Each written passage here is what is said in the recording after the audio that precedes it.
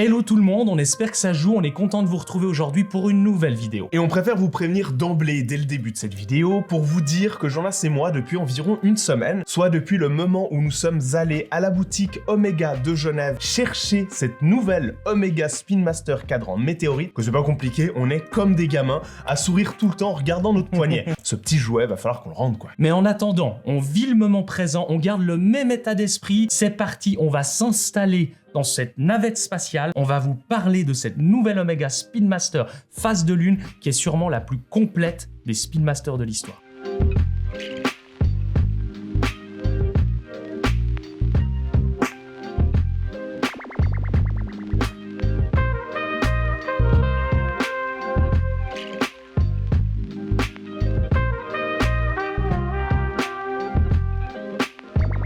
S'il y a bien une manufacture, et d'autant plus un modèle qui, Jonas et moi le pensons, n'a plus tellement besoin d'être présenté, et d'autant plus encore par nous, c'est bien l'Omega Spin Master. Il y a des modèles, bien entendu, qui peuvent éventuellement nécessiter de notre part un peu plus de contexte. Je pense notamment à la montre qu'on avait filmée, Jonas et moi, en fin d'année 2024, soit la First Omega in Space. Une montre qui avait tellement d'histoires, qui faisait référence à tellement de choses du passé, etc. D'ailleurs, allez voir la vidéo en lien dans la description, que c'était obligé qu'on passe un moment d'histoire. Mais là, c'est pas tellement le cas avec celle-ci. Vous allez comprendre que là, avec cette nouveauté de Omega, on est plus sur une prouesse technique en matière de savoir-faire de la manufacture Omega que réellement une inspiration historique. On va pas se mentir, Omega c'est pas la première fois qu'ils proposent, notamment sur une Spin Master, la complication phase de lune, c'est pas non plus la première fois qu'ils proposent du météorite, donc cette fameuse matière extraterrestre, mais vous allez voir que la manière dont Omega, ils ont décidé de réinterpréter justement toutes ces choses qu'ils savent déjà faire, là réunies dans une seule et unique montre, c'est hallucinant. Je pense que là derrière votre écran, vous pensez connaître cette montre, vous vous dites oui c'est bon, moi j'ai déjà vu sur Instagram au moins 10 fois, je vois tout à fait de quoi il est question. Eh ben non, je peux vous promettre que vous êtes très loin d'avoir la quantité de détails que regorge cette montre. On est sur une toute autre planète, littéralement.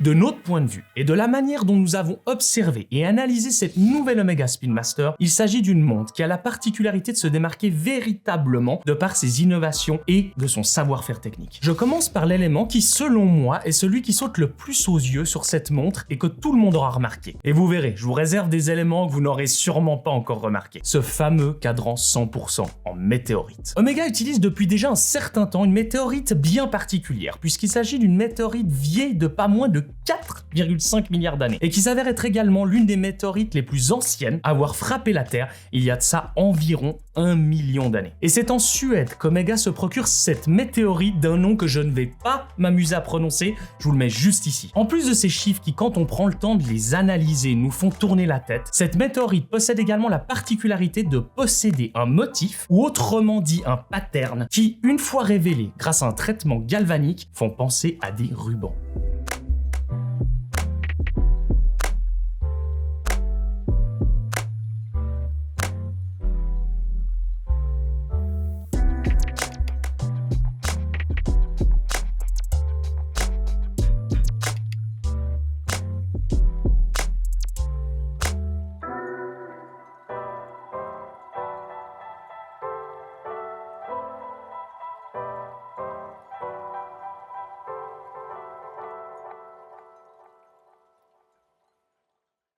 Toujours dans l'ordre de priorité selon justement ce qui, selon Jonas et moi, nous frappe le plus rapidement aux yeux sur cet Omega Spin Master, je vais vous parler de cette fameuse complication phase de lune qu'intègre cette belle Omega Spin Master. Il y a tellement d'easter eggs sur cette phase de lune, rien que sur ce petit guichet, que je sais même pas par où commencer. Omega fait le choix pour illustrer cette phase de lune capable de vous indiquer justement sur à la fois l'hémisphère nord et l'hémisphère sud. C'est d'ailleurs pour ça que vous trouvez en fait une ouverture sur cette phase de lune aussi aussi bien en haut qu'en bas, là où normalement on a plus l'habitude de voir les phases de lune ouvertes qu'en haut, que la manufacture a fait le choix d'avoir ces petits cabochons justement pour illustrer la lune, non pas simplement avec de la pierre ou avec de la résine ou peu importe, mais cette fois-ci bel et bien de nouveau avec de la météorite. Donc on retrouve ce point commun avec le cadran, sauf que cette fois-ci, on n'est pas sur une météorite suédoise à des milliards et des milliards d'années de vieillesse, mais bien sur la météorite provenant directement de notre satellite naturel, soit la Lune. Donc Lune, Omega, Spin Master, je crois que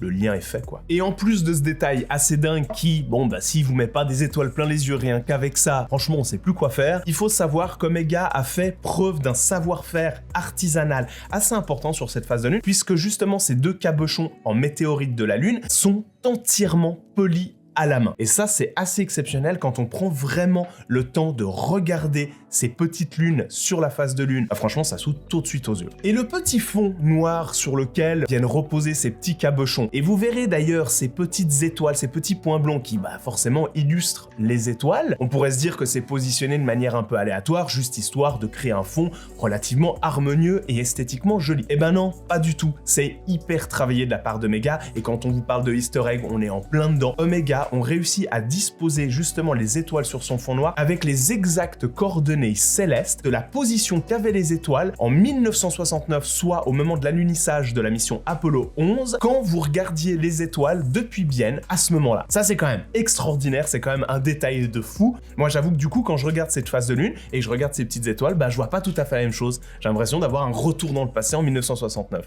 Ça, c'est fou. Et pour finir, quant au détail de cette phase de lune, elle est graduée sur 29 jours et demi, tout simplement pour la période synodique de la Lune. Bon, ça, forcément, vous le saviez déjà. Place maintenant aux deux compteurs présents à 9 et 3 heures. Le compteur de 3 heures reste quant à lui résolument classique si on peut le dire. Avec deux petites aiguilles, une fois la fonction chronomètre activée, il vous saura alors indiquer votre temps de chronométrage jusqu'à maximum 12 heures. Je crois que ça va vous laisser le temps de chronométrer ce que vous aurez besoin. Le compteur de 9 heures, quant à lui, permet à cette Spin Master d'avoir un cœur qui bat en continu avec sa trotteuse des secondes. Vous remarquez également une autre petite aiguille, tout de rouge vêtue et légèrement courbée, plus subtile et qui vient se démarquer de ses autres copines pour vous indiquer simplement la date du jour. Je terminerai pour ce qui est du cadran avec tout simplement les index qui ont la particularité technique et esthétique d'être appliqués. Et ça, c'est effectivement une finition qui est suffisamment rare et belle pour être évoquée. Sans parler du fait que ces index ainsi que l'ensemble du jeu des aiguilles présentes sur cette montre sont ni plus ni moins qu'en or blanc 18 carats. Et ça, quand même, faut admettre que ça pète et c'est surtout très visible tout au long de la journée. Ça a des très beaux reflets et une belle couleur.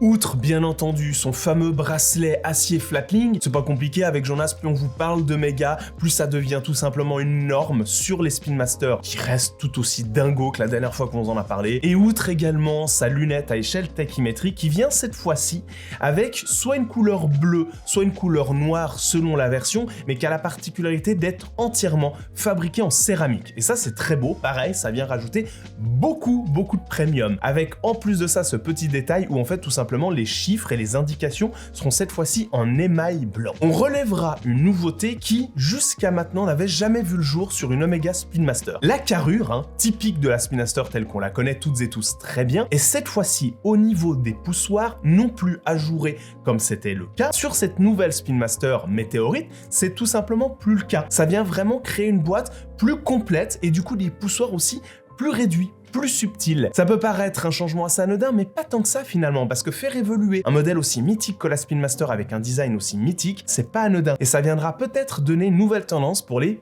prochaines versions de la Spin Master. Qui sait ? Qui dit caractéristiques techniques dit forcément choix de calibre embarqué. Comme Omega nous propose une Spin Master dotée d'un ensemble de complications inédites, réunies sur une seule et même unique montre, dit un tout nouveau calibre Omega. Le 9914 à double barillet, 60 heures de réserve de marge, certifié Métaz, etc. et etc.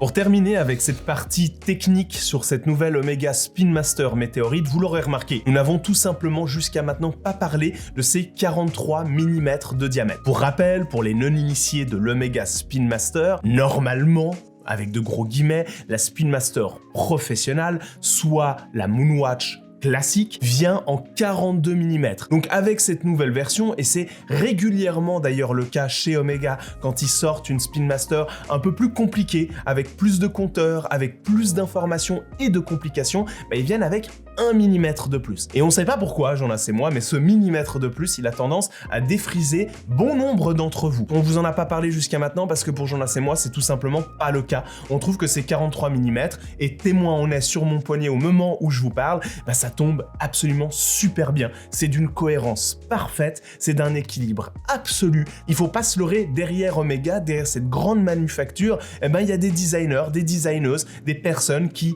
en ont fait leur métier, leur savoir-faire et qui savent ce qu'ils font. Et quelque part, quand on regarde l'ensemble des éléments que compose cette montre et qu'on vous a cité bien plus tôt, eh ben c'est juste parfait. C'est 43 mm avec toutes ces informations, ça tombe nickel chrome.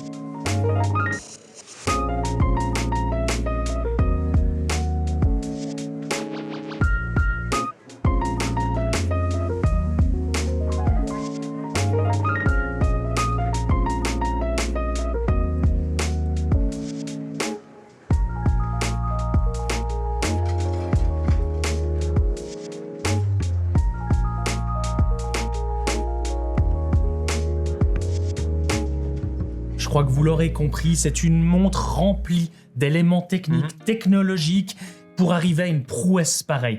Alors, si vous êtes comme nous et que finalement c'est l'émotionnel qui parle, c'est ça qui vous fait vibrer dans une montre, vous vous êtes peut-être dit durant cette vidéo, trop de technique tue la technique quelque part.